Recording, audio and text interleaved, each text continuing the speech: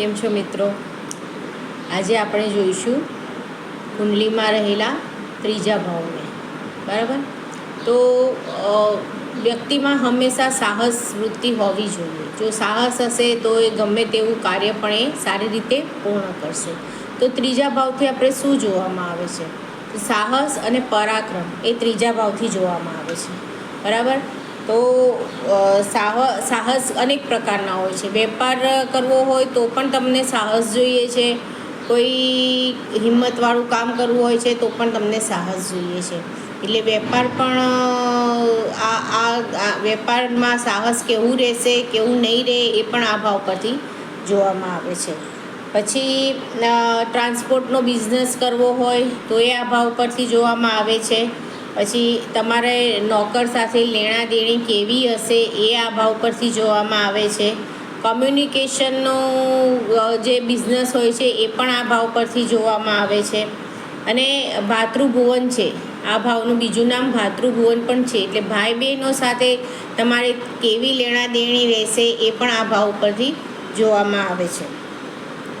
સાહસ, પરાક્રમ, ભાતૃભુવન માટે મંગળ અને કોમ્યુનિકેશન, વેપાર માટે ને બુધનો વિચાર કરવો પડે છે.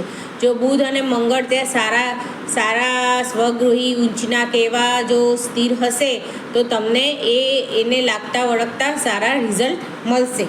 આપણા પહેલો સગો તે પાડોશી, તો પાડોશીનો બી આ ભાવ પરથી વિચાર કરવામાં આવે છે કે આપણે પાડોશમાં રહેલા નેબર્સ સાથે કેવો સંબંધ રહેશે એ બધું. પછી પુસ્તક પ્રકાશન, લાઇબ્રેરી કોઈને ખોલવી હોય કે પુસ્તક પ્રકાશિત કરવું હોય તો એ પણ આ ભાવ પરથી જોવામાં આવે છે. તો ત્રીજા ભાવ પરથી આપણે ભાઈ બહેનનો વિચાર કરીએ છીએ અને સાહસ અને પરાક્રમનો વિચાર કરીએ છીએ. તો આ ત્રીજા ભાવ પરથી જે પ્રિડિક્શન થાય છે એ આપણે જોયું.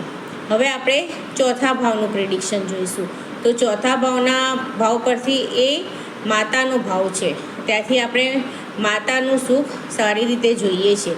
ત્યાંથી આપણે સુખ, સાધન, વૈભવ, પ્રતિષ્ઠા બધું જ એ ભાવ પરથી જોવામાં આવે છે.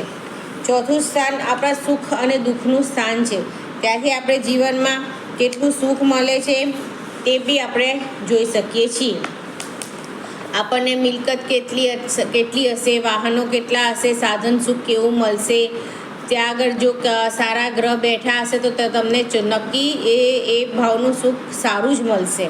પછી તમારા માતા સાથેના સંબંધ કેવા હશે, તમારી સાથેના સંબંધ કેવા હશે, તમારા માતાનું આરોગ્ય બધું જ તમે એ ભાવથી જોઈ શકો છો.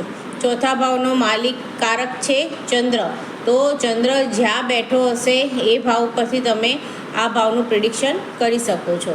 તો આ ત્રીજો ભાવ અને ચોથા ભાવનું કુંડલીમાં કેવી રીતે આપણે જોવાય છે તે આપણે જોયું. હવે આગળના વિડીયોમાં આપણે પાંચમું અને છઠ્ઠા ભાવનું પ્રિડિક્શન જોઈશું. તો આપને આ વિડીયો ગમતા હોય તો લાઈક, શેર અને સબસ્ક્રાઈબ કરો. Thank you very much. Har Har Mahadev.